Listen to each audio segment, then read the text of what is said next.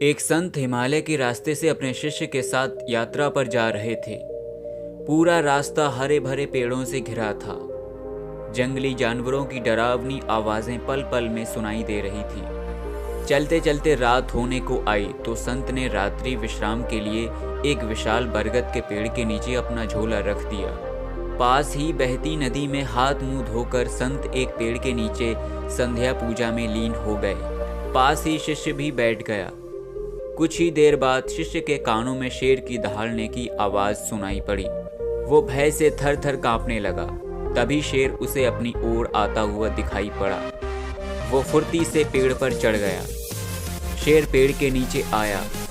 उसने ध्यान मग्न हुए संत को सूंघा, उनके चारों ओर घूमकर चक्कर काटा और कुछ क्षण मौन खड़े होकर चुपचाप वापस चला गया। मौन साधे सारा दृश्य पेड़ पर चढ़ा हुआ सिर्फ देख रहा था।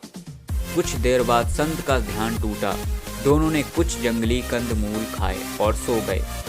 सुबह में नित्य कर्मों से निपटकर संत अपने गंतव्य की ओर चल पड़े। चलते चलते संत को उड़ती हुई एक मधुमक्खी ने डंक मार दिया।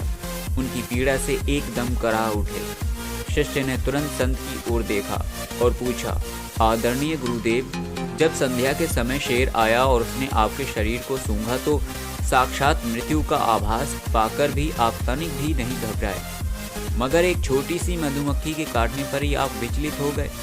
आखिर ऐसा क्यों? ये सुनकर संत ने शिष्य से कहा, जिस समय मैं ध्यान में था तो ईश्वर के साथ था। ईश्वर के साथ होने पर भला किस बात का डर, कैसी चिंता। हाँ, इस समय तू मेरे साथ है, इसलिए मेरी चीख निकल गई।